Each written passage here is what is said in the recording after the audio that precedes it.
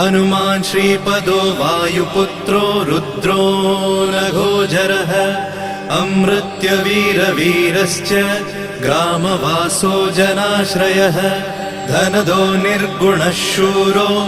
वीरो निधिपतिर्मुनिः पिङ्गाक्षो वरदो वाग्मी सीता शोकविनाशकः शिवः शर्वपरो व्यक्तो व्यक्तो धराधरः पिङ्गकेशः पिङ्गरोमा श्रुतिगम्यः सनातनः अनादिर्भगवान् देवो विश्वहेतुर्जनाश्रयः आरोग्यकर्ता विश्वेशो विश्वनाथो हरीश्वरः भर्गो रामो रामभक्तः कल्याणप्रकृतिस्थिरः विश्वम्भरो विश्वमूर्तिर्